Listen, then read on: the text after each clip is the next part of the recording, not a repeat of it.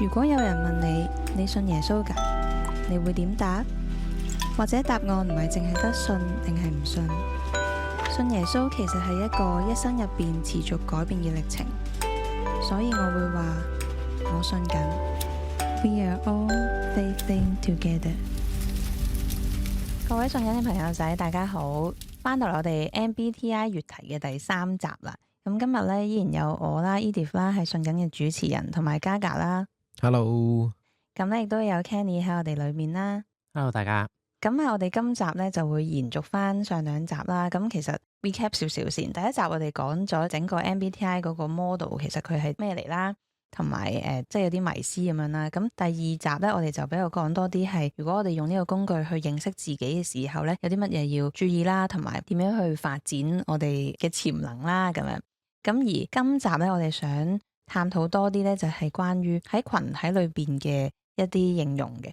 即係可能係呢個工具點樣去幫助到我哋去面對可能教會群體啦，或者工作場所啦，或者係一啲衝突上面我哋點樣去透過呢個工具認知咗嘅時候，可以幫到我哋多啲呢？咁樣。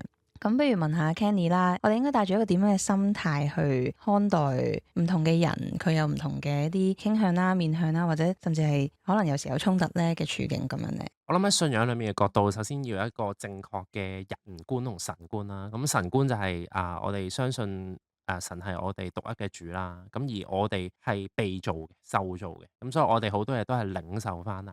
咁而神去做我哋嘅時候，其實係有一個獨特性。佢係冇話呢一種獨特性，你咧就係冇咁好，我咧就好啲嘅。因為聖經以弗所書2章都講嘛，我哋原是他的工作，或者有一個譯本係我哋係神嘅 masterpiece 係傑作。咁所以其實我哋每一個人都係可以喺冇一個罪嘅玷污嘅情況下，其實係美麗係完整嘅。咁我諗呢個其實應用嘅時候咧，喺亦都同 MBTI 都去用一個咁樣嘅傾向去諗人咧，都係好同出一轍咯。咁我哋要知道，其實教會群體裏面的確，或者喺人際相處裏面，的確人與人之間係有一個差異性。咁但係我哋點樣能夠咧去有一個目光嘅轉變？特別係對於一啲可能我哋有時唔係咁夾嘅人啦，嗰個人點解咁無情啊？嗰個人點解講嘢咁狠？我哋會有時會有一種傾向，會將人定罪。咁點樣將呢個眼光從定罪其他人轉為做去認識我哋之間嘅差異性啦？又或者去有時我哋都會好着眼於我哋呢個群體咧，其實好多問題。我哋點樣可以將個眼光咧轉為做我可以點樣去貢獻自己？唔好諗太多問題先。都有好多問題嘅，但係我去諗下喺我有限裏面，我點樣去貢獻自己？咁我自己喺教會裏面咧，都有一啲嘅經歷係幾好嘅。咁我喺教會裏面係一個組長，同埋都係一個執事啦。咁最近喺小組裏面咧，都有機會同大家做 planning，去問大家一條嘅問題係：你覺得自己可以點樣為住呢個小組，大家都去投入而去付出咧？咁而另外咧，都曾經喺上年啦，都有機會同個執事團隊咧，係落每一個教會嘅小組，即係喺唔同年紀、唔同性別咁樣啦，去聽下其實佢哋嘅需要啦、渴望啦，同埋其實佢哋自己有啲咩係想去咁樣去發揮，有一啲嘅恩賜能力咁樣去攞出嚟。但係我都要好小心嘅，即係因為特別我哋有時領袖去做呢啲嘢咧，好似就話其實你有啲咩隱藏嘅技能㗎？咁樣發掘出嚟就要用你，咁係我哋唔係想去到好似當人係一種資源，我要好小心。其實係真係源自於嗰種嘅理解啦。咁同埋我想大家都 take care，因為我知道的確喺人事關係上好複雜。喺教會裏面，我自己就算都經歷過一啲嘅傷害。咁有一啲嘅創傷，往往就係從咧你係付出過嘅，你係好想為呢個群體付出，但係有時你得唔到一個相應嘅回報，甚至係一啲嘅傷害咁樣。咁所以都鼓勵大家喺謙卑付出嘅同時咧，你都可以按住你自己嘅情況啦咁樣。咁如果帶住呢個大前提之下咧，係能夠有一個目光嘅轉變咧，咁我自己覺得 MBTI 就係一個濾鏡啦，一個 lens 啦，可以去幫助我哋去認識無論我哋自己嘅盲點，定係你身邊其他人咧佢哋嘅自然嘅傾向，從而達至一個分工合作同埋去彼此發揮咯。咁我哋都要好誠實去承認一樣嘢咧，一個完整嘅教會群體係好多種功能都需要嘅。例如我哋講 EISN、TFJ 同 P 呢種二元嘅對立，其實每一個功能都不可少。咁甚至我哋有時咧去 MBTI 會引申出一個喺開會咧嘅 model 嘅，我哋叫做 set model。咁 set model 咧就係我哋會先用一個 S 嘅功能咧去認知其實而家發生緊咩事咧？呢個好多時候係我哋第一刻表面會留意到嘅嘢。而家呢件事我聽到啲乜咧？我觀察到啲乜咧？咁呢個係關於 S 啦。咁之後咧，我哋個 set 咧就會去到下一步啦，咁就會睇 N 啦。我哋去發掘一啲可能性。其實喺呢啲表面發生緊、睇到、聽到嘅嘢，其實背後有啲咩可能性，一啲可能潛藏嘅問題咧？咁有啲咩可能性係可以解決到呢個問題咧？咁之後咧就再收集完資訊咧，就開始去到落決定啦。咁我哋都會同樣用到 T 同 F 啦，希望係用一個平衡嘅觀點，一方面要有效咁回應到個問題核心，有時可能都要做一啲大膽啲嘅決定。咁但係同時我哋又點樣平衡個 feeling，就係我哋要顧及每一個群體，佢哋對於呢啲決定嘅需要同感受咧。咁我用呢個 model 就好快咁講到，其實教會係每一種傾向嘅人都係需要嘅咯。咁但係有時就係我哋自己會有一種傾向，就係我哋嘅睡房。咁不如我哋有時就用得好啲啦，就係有時我哋喺睡房做嘅嘢咧，係人哋係會覺得好辛苦，係好燒腦嘅。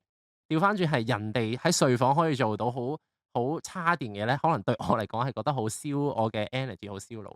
咁最好就係喺教會裏面，大家都可以攞到自己呢個擅長功能嘅嘢出嚟，咁就能夠做到一個互相去造就咯。咁如果我簡單做一個結論，就係其實最理想係我哋能夠有一種姿態，係我哋每一個人都體會到，我哋係需要彼此嘅，我係需要你嘅，你係需要我。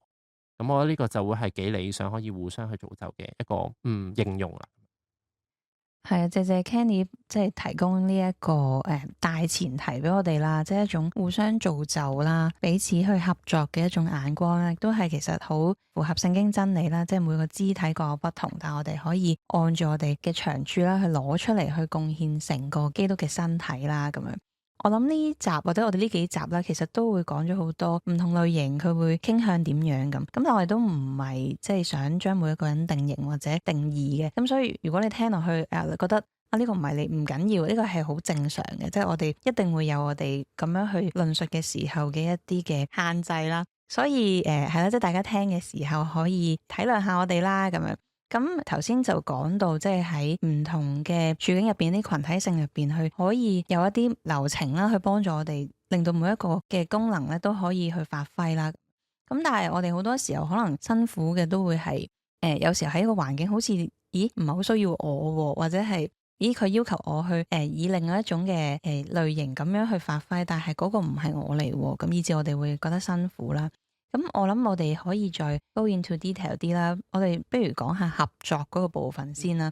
即係如果我哋想更好地合作，其實乜嘢嘅類型佢比較適合點樣發揮呢？咁啊 Kenny 可唔可以提供一啲例子俾我哋呢？咁樣合作其實係一個好常見嘅一個場景啦，例如喺教會或者我哋平時做嘢，咁我哋好多時候閒餘咁都會傾啊，即係傾教會，希望唔係傾是非咁傾啦，或者有時都會傾下同事上司嘅關係咁樣。我諗到其中兩個例子，可能我試下講住先。咁如果再想問都可以追問，或者我唔支持 live 都可以傾下咁樣。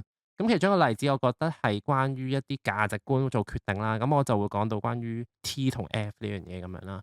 咁有時呢兩樣嘢都幾撞嘅，因為可能我哋理解，我特別可能用 TE 同 FE 呢個功能。好似我哋第3集而家先可以講到多啲關於個認知功能其中一樣嘢。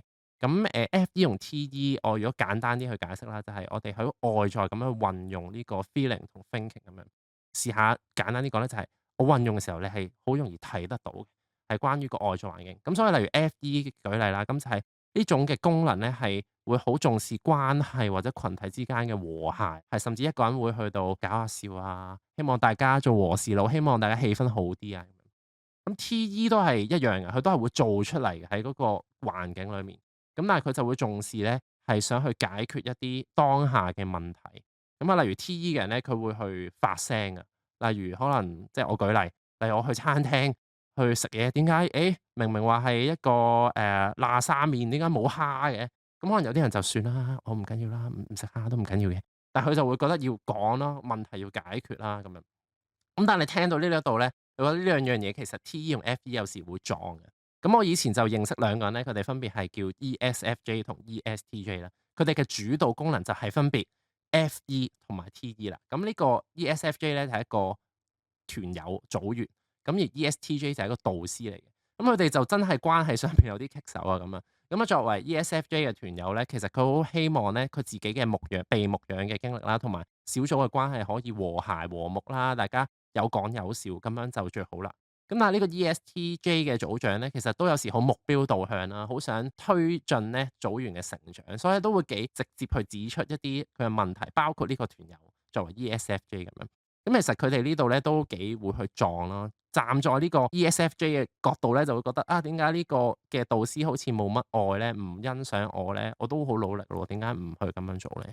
咁其實就咁透過呢個 MBTI 好簡單一個主導功能嘅分別咧，我哋已經至少可以有一個認知同認識咯。我覺得其中例如我舉例，站在呢位 ESFJ 團友嘅角度，其實佢係可以認識到咧，呢個 ESTJ 嘅導師咧唔係冇愛，但係佢表達愛嘅方式咧，有時真係去到解決一啲問題，係啦，去幫助佢哋個人同埋團隊去解決問題。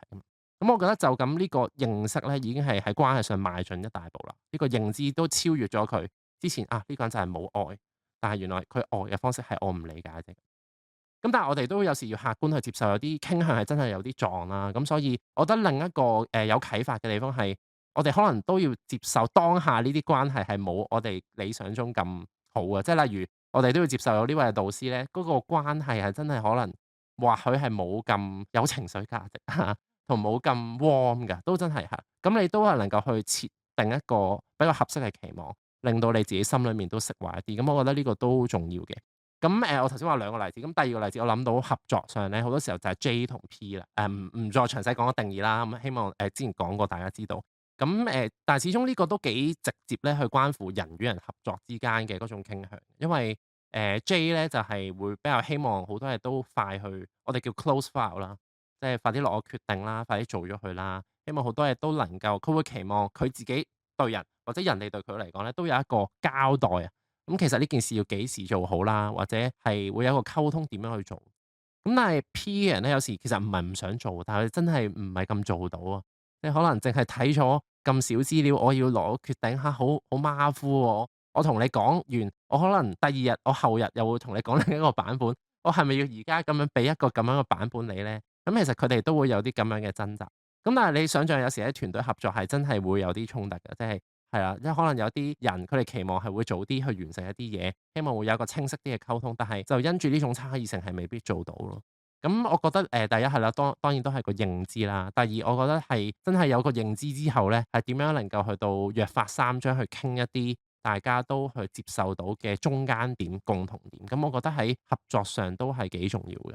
咁我唔知啦，例如可能舉個例子啦，例如假設真係有一個舉例，你有個上司係 INFP 嘅咁樣呢種性格嘅組合咧，的確咧佢好多嘢都要考慮得清楚啲嘅，因為佢好多嘢諗咧有內在咁樣，咁但係咧就又要收集得多啲資訊咁樣啦。咁所以如果你跟嘅時候咧，其實你都可以不妨如果你有啲嘢具體想知道咧，你可以嘗試去問嘅。咁佢哋就會按住佢哋可以俾到你嘅嘢咧，咁去嘗試去到俾啦咁樣。咁我覺得呢啲嘅 request 呢啲嘅溝通都係可以有時係先一步去防止一啲衝突咯。我覺得好多時候咧，衝突係源自於我哋冇去先一步預計到同呢個人嘅合作係會有啲咁嘅情況。但係其實如果我哋認識得夠多咧，我覺得係有啲嘢係可以預防得到。呢兩個例子都非常豐富啦，即係我諗我哋都應該會即刻聯想到好多實際嘅情況裏邊嘅。咁我哋頭先分享嘅向度都比較多係即係都係好 biblical 啦，好聖經啦，即係好想合作到，好想預防衝突。咁但係有啲性情嘅人，可能佢就係覺得喂，有衝突先有進步噶嘛，咁樣咁點算咧？即係即係有時可能會面對呢啲情況，係咯，即係我哋有冇即係都我覺得都難嘅，係啦。有冇性情係傾向咁嘅咧 Kenny？ 定咗型嘅先啦。哇！我唔知要戴幾多個頭盔先。係關唔關性情事咧？或者其實係啦，都關性情事嘅，都關性情事嘅。咁好難表達。可以我講一句説話得咗好多。我諗都有分成熟同唔成熟之分。我諗頭先嘉嘉有少少想講嘅，有一種性格嘅人傾向。咁我覺得我先用一種可能成熟嘅前提下去講。咁但係的確有啲人佢哋係會比較去願意去開放俾一啲比較激烈嘅討論，甚至我聽過有啲嘅團隊佢哋話鬧交唔緊要啊，鬧完最緊要有一個好嘅結果，咁之後大家唔係對人噶嘛，咁對件事咁樣。咁例如我舉例頭先咪講咗 FE 同 TE 咁樣啦，咁呢個就已經係一個例子啦。咁其實好多時候咧，我覺得咧最驚鬧交嘅人應該係即係好主導係 FE 嘅人咁樣啦。咁如果主導係 FI 嘅人咧，佢哋都有驚衝突嘅，但係咧當佢哋有啲嘢咧真係好唔合乎佢哋自己價值觀咧，佢哋都真係會出聲嘅。反而甚至嗰啲係一啲佢哋好爆嘅 moment 啦，突然間會將自己好多心裏面嘅諗法講晒出嚟，佢都會好歡迎呢種嘅討論，甚至係你回應下我呢種價值觀啦。咁我係好重視，我覺得係應該係要係咁樣樣。點解唔係咁樣樣？咁我所以覺得如果用一個成熟嘅前提底下咧，都的確係有啲嘅分類嘅咁樣。咁而我自己喺我個人成長啦，我上次有講我嘅性格個型格係咩啦。咁其實我其中一個第二個功能就已經係呢個 FE。咁所以有時我自己面對團隊衝突咧，我都因為我特別有時係做一啲帶領嘅角色，咁我自己都有好多去成長嘅課題，我都有時要接受咧，有啲人講嘢可能所謂啦嚇，尖酸刻薄啲，或者好對件事去講一啲嘢咧，佢唔係去真係好想針對我個人，或者去好想特登去破壞嗰個關係嘅。我諗冇人係特登有一個動機，我就係要同你鬧交啦，就係為咗呢樣嘢而衝埋。咁而你點樣去睇到佢嗰個動機咯？真係為件事好。咁我覺得呢個都係我去有時去同唔同性格嘅隊員去到合作嘅時候一啲嘅學習。係咁，Kenny 頭先講嗰兩個例子啦，T 同 F 啦，或者 J 同 P 啦，我諗我哋都比較多啲會發現嘅咁。咁我都想問下 N 同 S 嘅，因為我覺得 N 同 S 咧好似係比較難啲去理解嘅。咁或者我自己 S 啦咁樣，咁我都有個例子嘅，我有個朋友係 N 噶啦。咁咧我發覺，哇！我開頭同佢認識咧，我係聽唔明佢講咩嘅。即係如果講 T 同 F，大概你都明噶嘛，即係你知道佢邏輯多啲啦，或者 J 同 P 就係要早啲做準備啦咁樣。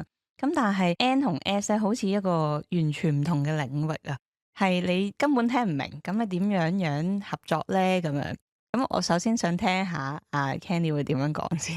咁我都身邊都好多啲大文豪啊，有時 IG 咧有啲好 N type 嘅人都會 po 啲好勁喎，好唔明喎，好抽象嘅，或者佢可能攞咗個片語一個言語嘅某一句子，或者某一套小説、某一套電影一句對白就覺得人哋會明咁樣，其實都真係未必會嘅咁樣。咁我覺得首先都要接受有啲嘢係真係有一個所謂同溫層或者興趣唔同啦。咁例如我覺得人同人差異有好多嘅，包括你去中意嘅，例如音樂啊，你中意嘅 content，例如係你睇咩 YouTube 啊，你打咩機，玩咩遊戲，的確喺內容上都好唔同。咁但係如果翻去頭先 Edith 你講多啲係一個真係性情，例如 S 同 N 嘅唔同啦。咁我覺得好多時候咧都真係唔容易嘅。咁我記得之前係有個人都話係啊，即係好 N 咁樣，佢話自己有時係需要一個翻譯機咁樣。身邊有一個都頗為 N 嘅人，但係能夠落地咁樣同佢具體講翻，其實佢想表達啲咩咁樣。咁我覺得，但係呢個就有時就係人際相處好巧妙或者好得意嘅地方咯。真係個磨合咧，唔係可能一時三刻，甚至唔係幾個月半年就能夠咁快明到嘅。但係點樣能夠去到循序漸進，由內心有一個好奇心，去到有一啲問題去問，以至係真係能夠開始揾到一個可以接軌嘅嗰個位啦。或者係其實你問得深啲，係一個某一個嘅故事，一個人生嘅經歷，係能夠令你哋生命接軌。我覺得好多時候人能夠開始連接咧，個關係就容易好多㗎。你就唔係淨係睇到我同你好唔同，而係你會睇到原來我有一啲嘅遭遇，有一啲曾經人生接收嘅資訊，無論我係 S 同 N 都好，我哋都能夠有一啲嘅共鳴。咁我覺得係咁，但係我可能而家好紙上談兵啦。我諗實際都真係好千奇百趣嘅，再加上其實我諗人際真係有好多唔同嘅差異啦，性別啦，唔單止性格啦，係啦，頭先講嘅同溫層啦，你接收嘅資訊啦，咁年齡啦，係啊，咁我會唔會已經同人有代溝？我都有時諗㗎，即係我服侍緊一啲細過10歲嘅人咁樣，咁我覺得係需要一種謙卑，需要一啲耐心，係。我都好認同啊，即係嗰個差異其實都可以係嚟自好多層面啦。但係我都想分享下，即係我自己最後點樣去跨越呢一個 N 同 S 嘅一個嘅鴻溝咧咁樣。咁我覺得咧好奇心真係好重要，即係呢個係一個好得意嘅經歷啦。就係即係我發現當我好想明白對方嘅時候咧，咁我就自然會問好多問題啦。咁我覺得自己即係 S 咧，咁我內心其實對於對方講緊嘢咧，可以翻譯成為自己理解到嘅一個狀態。咁當然你會發現唔係完全100%明晒佢嘅，可能你只係明到三成一開始。咁但係當我去不斷咁問佢啲問題，而對方亦都有耐性去到讓你去認識佢嘅話咧，其實嗰個認識係可以進步嘅。然後你慢慢會開始明多啲，哦，原來佢係會咁樣去思考，原來佢關注緊嘅係呢個層面。有時係唔 get 嘅，一開始可能問咗幾條問題都仲係未 get。咁但係嗰個溝通係可以慢慢去調整啦，同埋你繼續去問嘅時候，你都係帶住一種繼續嘅好奇心去知道你哋有差異，而因為你知道自己同對方嘅差異，你點樣可以更加明白對方其實係一個點樣嘅人，同埋佢諗緊呢一個狀況係點咁。咁我覺得呢種好奇心係喺無論乜嘢嘅處境都係對我哋同人際相處好有幫助咁樣。咁另外都想回應下 T 同 F 嗰個位啦，即係我覺得有時我哋會有一種觀念，覺得 T 人好似冇咁有同理心啦，或者佢哋唔係咁識點樣關心人啊咁。咁但係我覺得呢啲都好可能係一種未必係真嘅諗法咁樣咯。即係我都有認識到一啲嘅 T 人咧，佢哋係從事可能輔導嘅工作啦，又或者係即係都需要去幫助人去內心去表達。但係有時正正就係因為佢哋嘅 T 咧，佢哋更加能夠承載到一啲即係心理負擔比較重嘅環境咯咁樣。同埋我都覺得同理心咧係可以培養嘅一樣嘢咯。點樣去聽人講嘢啦？點樣去問好問題啦？或者點樣去易地而處啦？其實有時都係一種選擇，即係都未必同嗰個性情係最相關。咁但係可能點樣去表達？你聽完之後，你點樣去俾一個 feedback 對方，或者俾一個關心？其實可能嗰啲都係我哋可以去成長或者突破嘅部分。但係我就覺得，即係呢一種突破咧，有時就係正正因為你知道我哋有唔同，原來我哋咁大差異，但係你都願意去咁樣去磨合啦，或者成長咧，其實反而係嚟得更加寶貴咯。咁啊，Kenny 除咗教會裏面合作啦，我諗教會都係一班人去親近上帝嘅地方啦。咁當然都可以透過侍奉啦，或者即係團契啦。咁但係可能個人層面少少嘅試下，睇唔同嘅氣質嘅人嚟講，咁即係佢哋有冇啲咩？你有冇啲咩建議啊？即係會唔會咁樣親近神會好啲啊？有冇啲咁嘅論說㗎？咁樣或者見解係咧？係呢個問題好好啊，因為我哋相信一個信仰裏面啦，或者係翻到教會裏面，我哋唔係淨係想去同人相處，係都係真係好想去經歷神，去認識神啦咁樣。而我都面對好多弟兄姊妹個處境咧，係其實佢哋有一種渴望，係好想經歷，但係有時就係唔知點解咧，會覺得距離遠啦，喺度諗會唔會有一個比較適合自己嘅方式去入手咧？咁的確坊間好多所謂靈修材料啊，好多 app 啊咁樣。咁但係好似就未揾到嗰個啱嘅方法咁樣。咁但係喺講個方式之前咧，我都會覺得用頭先 app 呢個做例子，我都會想講一個即係原則啦咁樣。咁例如我哋係每一樣嘅 app 咧，其實佢都嗰個設計都係為咗去達到一啲特定嘅目的。咁例如我哋而家好常用 app 去睇巴士幾時嚟咁樣啦。咁自然呢個 app 就應該係希望就係佢冇咁多廣告，同埋快啲就可以睇到幾時啦，因為如果得1分鐘我就要衝咁樣。咁我照計就呢個 app 咧就唔會喺度講好多呢條巴士線嘅歷史啊等等等咁樣。咁所以方式的確咧係有啲似我哋揀邊一個 app 去用咁樣。咁但係咧喺呢個用 app 或者 download app 嘅前提，諗個方式之前咧，其實我哋都要確定一樣嘢，就係你確定你要收到信號先，你要有個 WiFi 咁樣。咁我呢個比喻就係講咧，其實我哋如果想去真係親近同經歷神更多，我哋都真係有時冇一個所謂好捷徑嘅，真係我哋需要一個空間去騰出嚟去俾神啦，同埋能夠去到真係去表達神，我願意去俾你去塑造咯。因為其實好多時候咧，我相信神都有一個心腸係，佢都好想我哋去經歷更多。但係如果我哋會收錯息路，或者我哋冇息路嘅，我哋就會搞錯咗呢個遭遇呢個經歷個功勞會唔會係我自己咧？或者會唔會只係巧合，甚至係身邊嘅人成為咗一種偶像？咁呢個都會有時會攔阻咗神喺我哋身上嘅工作咯。咁如果翻返去條問題啦，咁就關於個方式啦。咁其實我自己都有試過，都有講好多啲 workshop。咁其中一個主題就係從自我認識裏面去認識神咯。咁我最近都會嘗試就住其中一種組合啦，就叫氣質嘅 temperament lens 去到做啲劃分啦。咁個劃分比較得意嘅，就唔係用死邊兩個字母，而係佢係如果 S type 咧就會組合係 SJ 同 SP，然後如果佢係 N type 咧就會攞 F 同 T 嘅 NF 同 NT 呢4種人嘅。咁如果假設你係個組合中間咧有 SJ 呢種人咧，咁咧我試下唔好太定型啊，因為過往我唔知會唔會太多定型，但我淨係講 SJ 呢種人啫，未必講緊你嘅。咁咧，如果你覺得呢種人係幾描述到你咧，SJ type 嘅人咧，其實係傾向喺一啲比較具體嘅指引同步驟之下咧，透過啲穩定嘅操練去親近神嘅。咁所以其實你可以去花時間去做一啲嘅記錄啦，去沉澱下你所眼前睇經嘅經文，同你過往所去經歷嘅，包括係一啲你睇到嘅一啲人際嘅遭遇，呢啲嘅經歷裡面有啲咩關係？咁一啲幫助能夠你去記錄嘅儀式感咧，或者能夠去幫助你嘅。例如係你去試下寫一啲嘅靈修筆記啦，你試下去 mark 低一啲你中意嘅經文啦，你試下定期咧去到睇翻一啲你之前發生過嘅事，甚至我認識一個人係佢就睇下佢之前 IG post 嘅嘢，佢都會 po 一啲經文或者當時生命嘅遭遇，佢係會幾能夠去發掘到神喺佢生命嘅足跡咯。呢種就係 SJ type 嘅人。咁到第二個啦，SP type 嘅人咧。咁其實呢種人咧會比較係好佢哋有一個傾向咧，無論係主導或者第二個功能叫做 SE。咁呢種人咧就係比較會從一種實感嘅一種感受、感官嘅刺激咧，去到認知一啲嘢。咁所以對於 SP type 嘅人咧，能夠係喺一啲接觸神創造嘅環境去親近神咧，其實都係幾好㗎喎。原來日常每一個遭遇啦、經歷啦，其實都能夠成為到你靈修嘅題材咯。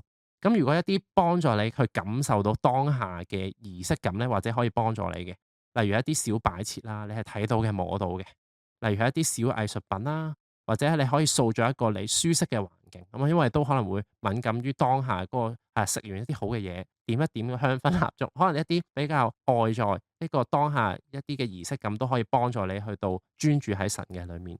咁當然喺做完呢啲嘢之後，就唔係純粹問完個香薰蠟燭就算，咁我哋又翻去神裏面，佢有個空間去讀聖經、去禱告咁樣。咁之後咧就 NF type 啦。咁其實呢種人咧係好重視一種深層次嘅意義同自我省察啦。咁你點樣能夠去到定期咁樣喺神裏面去自我省察，用一個真實嘅情感同埋想法去親近神咧，都係好重要。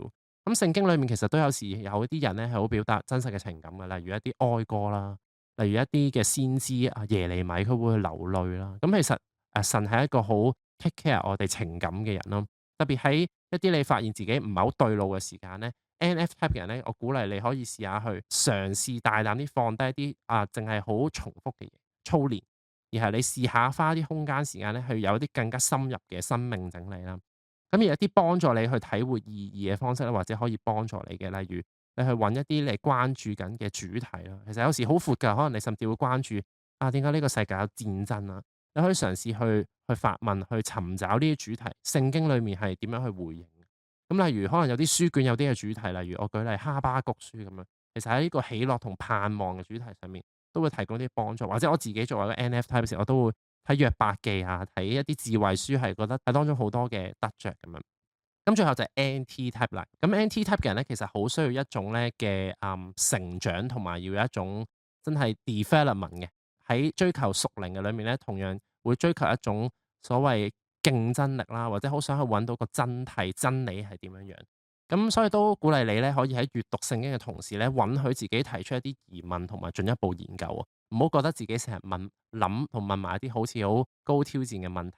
其實呢啲神學反思咧，係或者能夠幫助你理解信仰或者人生之中，的確係有個複雜性同一種邏輯喺裡面嘅。咁我鼓勵你都可以定期花時間去學一啲幫助你去睇聖經同埋明白信仰嘅嘢啦。例如係一啲某啲嘅神學嘅講座一啲某啲主題嘅書咁樣。咁或者一啲幫助你去整理個邏輯同埋深度嘅內容咧，係可以幫你去建構喺神裡面嘅認識。例如係一啲神學課程啦。或者係某一啲，你可以試下自己寫下一啲信仰命題，你會點樣去到同人講呢？咁我覺得呢啲思辨嘅過程咧，其實係好幫助到你去到咁樣去親近神同認識神嘅度。我試下好籠統咁就分咗4類，希望唔好好似定型咗大家，但係一個參考啦咁樣。我一路聽呢4類咧，就覺得的確係好就住嗰個傾向嘅人咧，佢可以有一啲好實際嘅建議啦，以至佢能夠繼續去成長啦。咁如果你能夠幫助你，可能你需要同人一齊嘅，你都可以試下有冇咁樣嘅人係同你都相似嘅操練係更加有效喎。咁你可以咁樣去組合啦。亦都有啲時候，我諗我哋即係呢幾集講性格，其實點樣都會翻去就係你需要擁抱，同時你需要成長啦。咁你都會發現我唔能夠永遠用死一種嘅方式去親近神啦。可能我需要有時去有其他嘅嘢去幫助我哋突破成長啦。咁都係一種平衡嘅觀念啦。咁希望大家喺即係呢啲嘅 insight 裏邊咧，可以揾到適合你呢一刻嘅方法啦，同埋進程啦。喺呢個屬靈嘅旅程裏邊咧，係見到自己可以突破同埋進步咁樣啦。咁最後我都想問下Kenny 啦，即係如果我哋今日即係比較多講 MBTI 啦，咁但係其實坊間都仲有其他嘅一啲性格測試喎，咁有冇咩其他嘅工具其實都可以幫助我哋去認識自己多啲咧？咁樣。咁我自己都因為一開始第一集都有講，我都好有興趣啦，對認識人內在咁樣，咁所以自己其實都有涉獵唔同工具。咁但係首先我知道唔係每一樣工具都能夠咁容易 access 到係你有個免費測試，咁所以只可以按住我認知我做過咁去講下啦，都有6-7種咁樣啦，係咁我最初可能係接觸係一樣叫 DISC 嘅工具啦，其實就比較針對個行為模式去到同人去到溝通啊、合作啊咁樣嘅一個設計嚟嘅。咁其實個應用都可以係一種團隊嘅溝通啦，咁樣咁但係佢涉及嘅就未必咁內在或者關於價值觀啊啲好冰山下面嘅嘢咁樣。咁例如 MBTI 啦，例如可能9型人格，咁就係涉及一啲比較再內在啲啊，佢會探討一個人內在嘅罪性啦，係點樣樣嘅，我內心裡面最驚嘅嘢，最容易會感到例如憤怒啊、羞愧啊呢啲嘅嘢係啲乜？咁佢就會再處理一啲比較成長生命嘅 issue 咁樣。咁亦都有啲係比較功能性嘅，例如其實如果大家對職場嘅探討係有多啲興趣咧，咁我哋有一個工具叫Self-Directed Search SDS，咁佢入面有6個英文字母叫 RIASEC，就係 RIASEC 咧，就分別代表咗咧6種唔同一啲喺職場裡面嘅風格咯。咁你可能就會解決到一個問題啊，你究竟適合揾啲乜嘢工作咧？咁對於你可能揀科啊、初入職場啊，甚至轉行咁都可能會有幫助。咁仲有一啲例如 TJTA，咁我自己結咗婚啦，咁通常喺一啲婚姻輔導或者一啲關係輔導裏面都會用到，因為呢個工具 TJTA 咧就會涉及一啲關於個人成長，佢係個量度個刻表裏面咧係有一個建議嘅標準嘅，佢咧會做到一樣嘢咧就係、或許你喺呢一個嘅意願嘅光譜裏面，你係不如理想，佢係希望你喺關係裏面可以試下走向嗰個位置，係有一個功能性係想去改正你。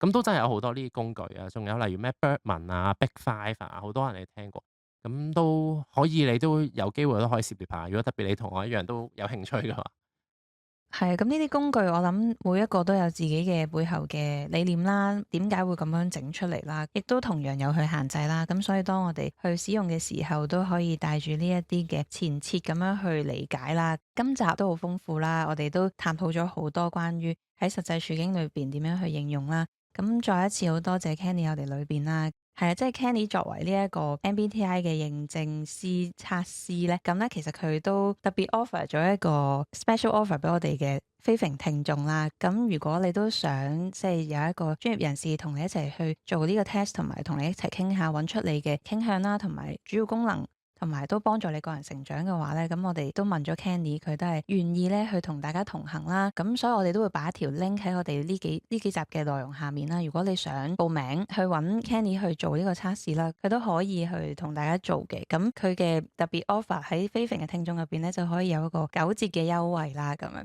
其實我都知 Kenny 都平時都幾忙嘅，咁但係佢都即係願意花呢個時間去同大家同行。我諗呢個都係佢自己嘅 passion 啦，同埋好想去幫助人去成長或者認識自己啦，特別係點樣去成為一個成熟啦，喺基督裏邊可以發揮佢哋嘅影響力嘅人啦，亦都可以去幫助佢哋喺職涯上面知道點樣去揾到適合自己嘅工作環境咁樣啦。咁不如最後 Kenny，你有冇啲乜嘢1-2句俾我哋即係呢個階段可能大學啦或者初職嘅年青人啦，有一啲少少嘅建議俾佢哋咧咁？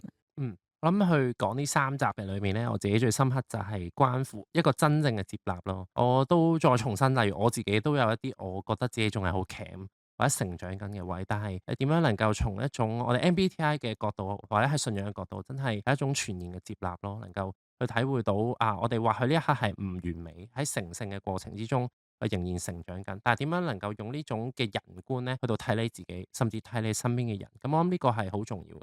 佢知道今日唔係就係個世界末日嚇，雖然可能世界末日唔知幾時嚟咁樣，咁但係我哋係能夠允許咧喺一個時間底下有恩典底下去成長咯。咁我哋希望鼓勵大家嘅係唔好去灰心，唔好去放棄掙扎。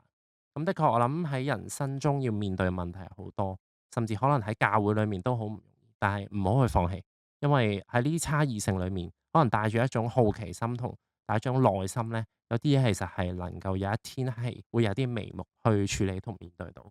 咁呢個我諗係我都幾想同大家去講同鼓勵大家嘅。